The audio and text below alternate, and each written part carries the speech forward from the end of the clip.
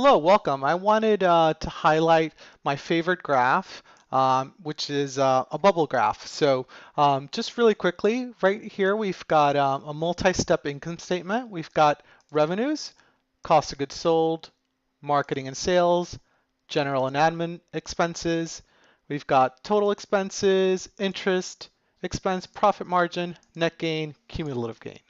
And here we've got a developer tool that enables you to select any given month, and the data pulls information from the database automatically, okay, for actuals, budget, and prior year. Let's just concentrate on actual, budget, and prior year. Obviously, all of the data updates automatically, but I want to highlight the bubble graph first for each month.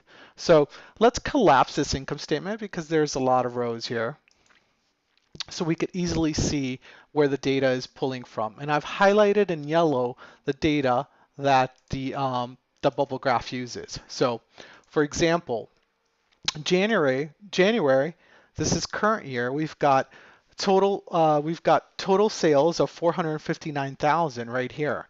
And that corresponds to the size of the bubble.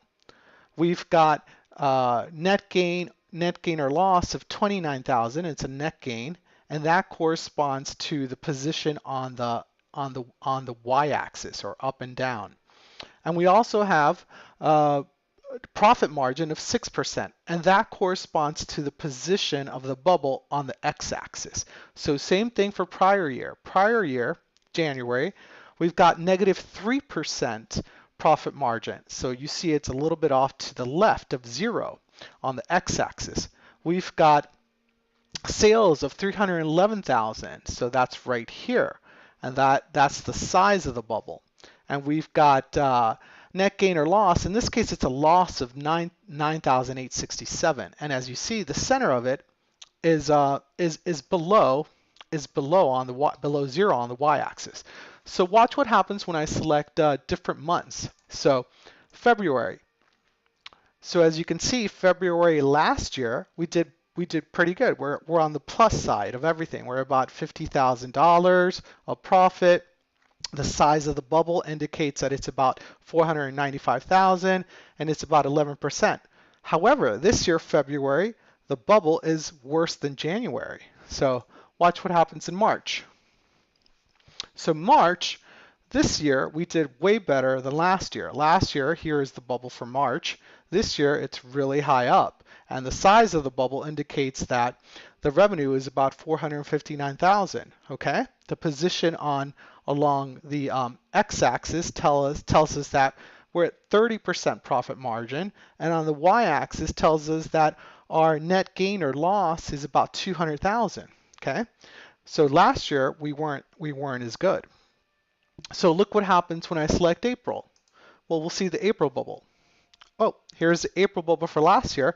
This year, the April bubble is way down here. See, we didn't improve on April. We went down compared to last year and compared to all other months. It was the worst month. So as you can see, these bubble graphs are just very intuitive. They tell you a lot at a glance. And right here, we're using them to show profit margin, net gain, and total revenues, but you can use these for many other things. Pretend you had a sales team and you assigned each bubble to a salesman, and then the size of the bubble indicated how much they had in sales. The position on the y-axis indicated how what the profit was for each one of their sales, and the position on the x-axis indicated what the gross profit margin was for their sales, and you would have a bubble for each salesman. So you would see all of the bubbles and where they landed, where all your salesmen landed.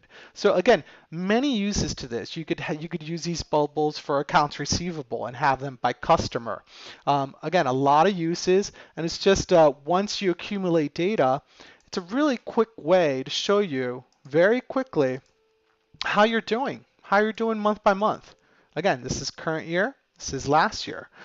So just a very underutilized graph and one of my favorites. So I hope you enjoyed it. Thank you very much for viewing my video.